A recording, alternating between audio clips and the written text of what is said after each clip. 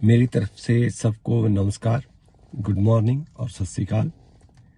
आज की वीडियो मैंने हिंदी भाषा में बनाई है और इसका टाइटल है कि संसार के अलग अलग देशों से कनाडा में बतौर बस ड्राइवर आप कैसे जा सकते हो।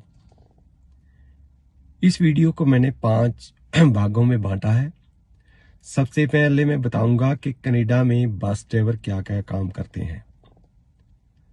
मेनली जो काम होता है इनका ट्रक ड्राइवर का, वो होता है लोगों को और सामान को एक जगह से दूसरी जगह लेकर जाना।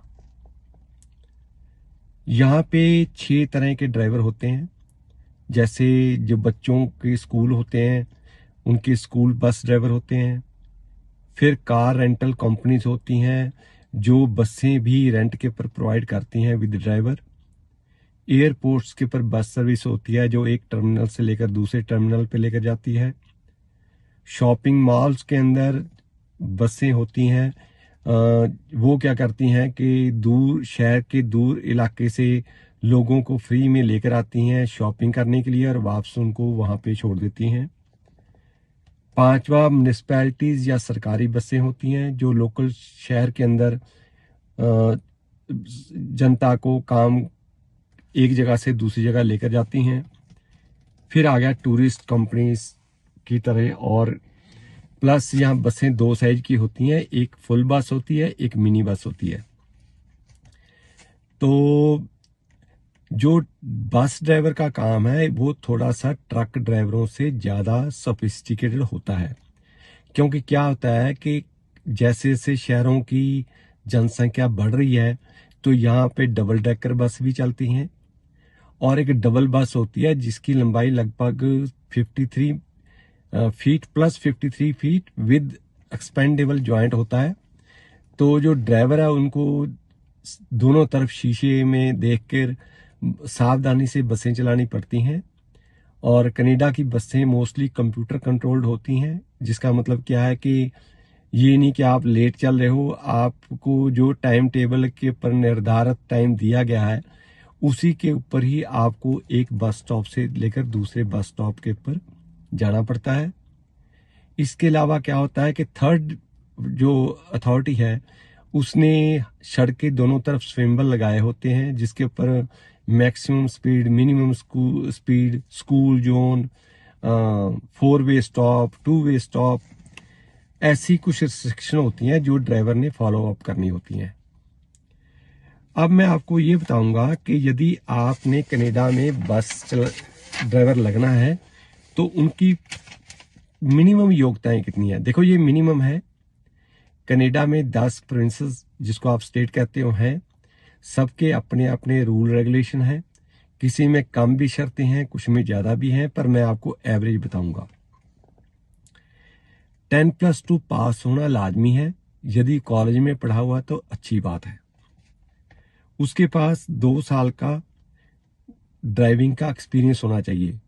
देखो ये तो बहुत इजी बात है। जितने भी ड्राइवर भारत में सरकारी बसें चला रहे हैं या प्राइवेट बसें चला रहे हैं या वो अपनी खुद की बस चला रहे हैं जिसको प्राइवेट बस है, तो आपने इनकम टैक्स की रिटर्न फाइल करते हो या आपका एम्प्लॉयर आपको तनख्वाह दे रहा है जो बैंक में आती है, उनका अपॉइंटमेंट लेटर हो या ऐसे कुछ सबूत होंगे, तो आपने प्रूव करना है कि आपने 2 साल का एक्सपीरियंस है और आपने अपनी इनकम टैक्स की रिटर्न फाइल की होनी चाहिए, चाहे आपको इनकम टैक्स लगता है या नहीं लगता है।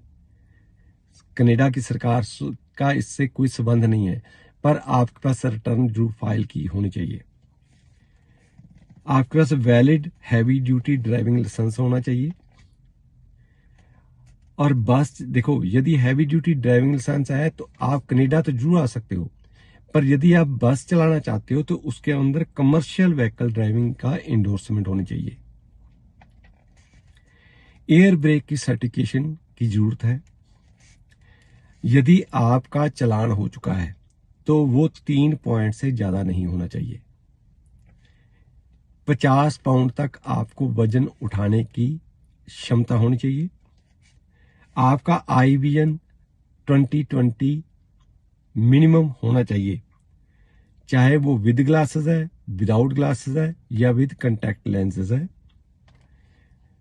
और नंबर 9 है कि यदि आपको ड्रग टेस्ट के लिए कहा जाता है तो आपको परमिशन देनी पड़ेगी कि आपका ड्रग टेस्ट हो सकता है। No criminal record check means आपका क्रिमिनल रिकॉर्ड बिल्कुल साफ होना चाहिए और मेडिकली आप फिट होना चाहिए। यहाँ पे मैं आपको सिंपल बात बताना चाहता हूँ। अबाउट 2-3 महीने पहले मेरे एक दोस्त को हार्ट की प्रॉब्लम आई। जब वो डॉक्टर को दिखाने गया तो उसको बिना डॉक्टर ने बताए हुए जो यहाँ पे ड्राइवर लाइसेंस की जिम्मेदार संस्था है उसको उसने डायरेक्ट इंटीमेट कर दिया कि इसको हार्ट की प्रॉब्लम हो गई है, तो उसका उन्होंने जो लाइसेंस था वो रद्द कर दिया। सो मेडिकली आप पक्के फिट होने चाहिए। यहाँ पे तनख्वाह कितनी मिलती है बस ड्राइवर को? मिनिमम $21 से लेकर $28 तक तनख्वाह मिलती है। ये निर्भर करता है कि आप कनाडा की कौन से प्रोविंस में हो, उनकी एम्प्लॉय जो कंपनीज है वो मिनिमम वेज कितना दे रही हैं, और इससे तनख्वाह बढ़ेगी, कम नहीं होने वाली। अब मैं बताता हूं कि बस ड्राइवर की रिस्पॉन्सिबिलिटीज क्या क्या होती हैं। सबसे पहले क्या है कि बस को चलाने से पहले उसकी इंस्पेक्शन करनी। यहाँ पे मोस्टली बसेस कंप्यूटर से कंट्रोल होती हैं, मीन्स आपको सही स्पीड सेफ्टी के साथ बस चलानी पड़ती है। मैं इसको सिंपली कंपेयर करता हूँ कि एरोप्लेन चलाना कनाडा में और बस चलानी दोनों का एक ही रिस्पॉन्सिबिलिटी है। नंबर तीसरा क्या है कि कनाडा में कुछ लोग एल्डरली होते हैं जो रिटायर्ड होते हैं, कुछ हैंडीकैप होते हैं, और कुछ लेडीज अपने बच्चों को स्टॉलर के ऊपर बस से एक जगह से दूसरी जगह जाते हैं। तो ये ड्राइवर की जिम्मेदारी बनती है कि जब वो आकर बस स्टॉप करता है तो यहाँ पे हाइड्रोलिक सिस्टम होता है। वैसे जब बस चलती है तो वो उसकी हाइट ज्यादा होती है, जब वो पैसेंजर्स को इनटेक करती है या उतारती है तो बस की ऊंचाई कम हो जाती है हाइड्रोलिक सिस्टम से। तो उस यदि इनको कोई परेशानी है सवारियों को, तो उनको ड्राइवरों को उनको हेल्प करनी पड़ सकती है। जेकर पैसेंजर यदि पैसेंजर के पास सामान है या साइकिल है तो उनको हेल्प देनी पड़ सकती है। ये ड्राइवर की जिम्मेदारी बनती है। पांचवा क्या है कि सेफ्टी को ध्यान में रखते हुए, देखो फर्स्ट इज सेफ्टी, मैं आदमी को चोट नहीं लगनी चाहिए, काम हो चाहे ना हो। सामान लगेज और पैसेंजर को एक जगह से दूसरी जगह पे कैरी करना। यदि शाम को काम खत्म करने के बाद, शिफ्ट खत्म करने के बाद आपको महसूस हो रहा है कि बस के अंदर कोई डिफेक्ट है, उसकी रिपोर्ट जो है सर्विस मैनेजर को देनी पड़ती है, ताकि आप चाहे रात को जाकर सो जाओ, वो जो वर्कशॉप वाला है उसकी जिम्मेवारी बनेगी कि जो आपने नुक्स उसको दिया है वो सुबह तक उसको रिमूव करेगा या आपको दूसरी बस देगा जो स्पेयर बस होगी, ताकि आप आपका रूट आप कवर अप कर सको। नंबर 7, ट्रैफिक रूल्स की कदर करनी, इज्जत करना। मीन्स देखो भारत में हम लोग गाड़ी चलाते हैं, पर कनाडा में हम लोग जो रोड है उसको शेयर करते हैं दूसरों के साथ। हमें दूसरों का ध्यान रख के ही गाड़ियां चलानी पड़ती हैं। हम अपने कानून मुताबिक नहीं, ये नहीं कि सिलेंसर निकाल दिया पटाखे मरवा रहे हैं, ये नहीं कि हम बस के अंदर या कार के अंदर म्यूजिक तेज चला के दूसरे लोगों को डिस्टर्ब कर रहे हैं। ऐसे यहाँ पे कानूनन अपराध माना जाता है। नंबर 8, चाहे बसों की सफाई करने के लिए एक सेपरेट टीम होती है। जब बस यार्ड के अंदर लाई जाती है तो उसको क्लीनिंग, उसकी इंस्पेक्शन वगैरह करने के लिए अलग अलग कर्मचारी होते हैं। पर फिर भी दिन के टाइम पर जब ड्राइवर बस को चला रहा है उसके अंदर सफाई और हाइजीन का ध्यान रखना, सैनिटरी का ध्यान रखना उसकी जिम्मेवारी बनती है और वो उसको निभानी पड़ती है। मेरे कहने का मतलब ये है कि यदि आप कनाडा में आना चाहते हो, देखो इससे पहले तो क्या है कि लोगों को 35, 40 हजार डॉलर देकर यहाँ से LMIA या वर्क परमिट खरीदना पड़ता था। अभी ये आपकी परेशानी सरकार ने, कनाडा की सरकार ने खत्म कर दी है। अभी आप यदि ये योग्यताएं रखते हो, आप इंग्लिश का कोई भी, चाहे, क्योंकि आप यहाँ नौकरी करने के लिए आ रहे हो, पढ़ने के लिए नहीं, आपने इंग्लिश की जनरल मॉड्यूल पास करनी है। चाहे आइलेट करो, चाहे पीटी, टॉफल, सेल्पिप, कैल, 5 एग्जाम में से कोई भी इंग्लिश का एग्जाम आप पास कर लो। जो आपकी भारत में विद्यक योग्यता है उसकी ईसीए करवा लो। आप अपना मेडिकल प्राइवेट तौर पे करा सकते हो, ताकि यदि आपको कोई परेशानी है, कोई बीमारी है, तो जब तक आपका नंबर कनाडा का लगेगा, जब आप एप्लीकेशन सबमिट करोगे तब तक आपका वो क्लियर हो जाए। यदि ड्राइविंग लाइसेंस नहीं है तो आप अपना ड्राइविंग लाइसेंस बनवा सकते हो। यदि आपने इनकम टैक्स की रिटर्न फाइल नहीं की तो आप इनकम टैक्स की रिटर्न फाइल कर सकते हो।